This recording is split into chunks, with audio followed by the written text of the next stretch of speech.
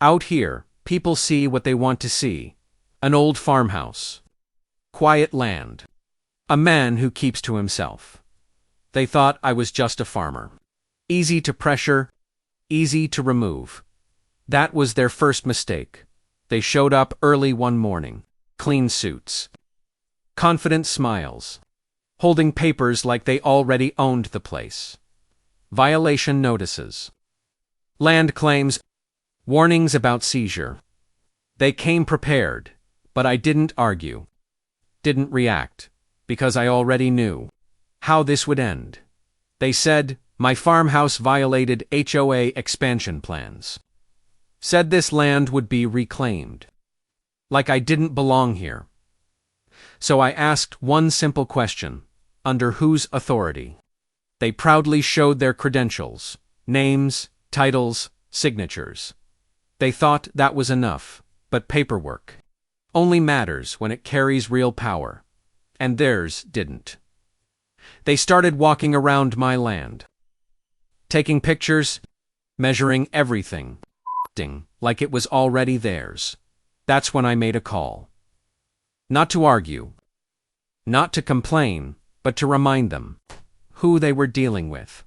The call was short, quiet, very specific, and it set everything in motion. At first, nothing changed. They kept talking, kept pushing deadlines, enforcement, authority. So I waited, because patience is power. And I had plenty of it then. The first call came in. You could see it on his face. Confusion, doubt. His tone changed instantly. Short answers, careful words. Something wasn't right anymore. Then the second one checked his phone. More messages. More calls. More problems. And I didn't move, didn't say a word, because now they were starting to understand. They stepped aside, whispering, trying to figure it out. But they were too late, because the problem was no longer my land. It was something much bigger, something they never thought to check.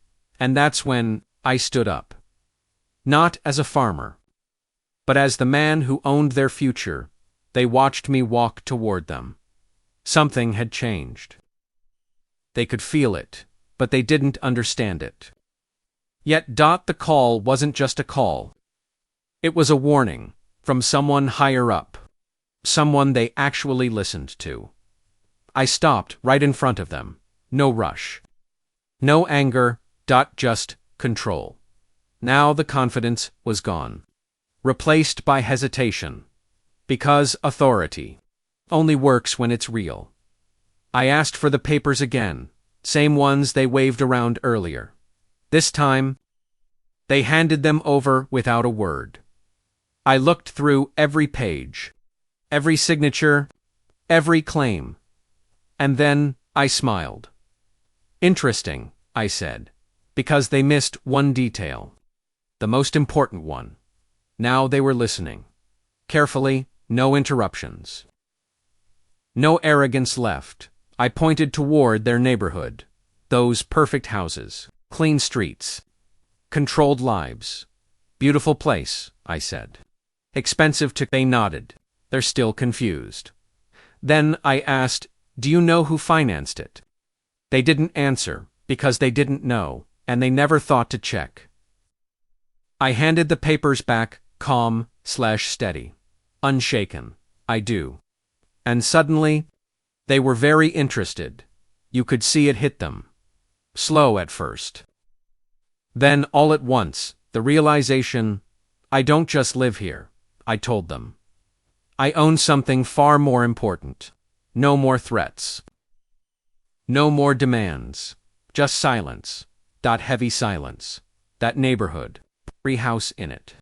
It runs through my bank. And just like that, everything changed. Because now, they understood the stakes. They didn't come to take my land anymore.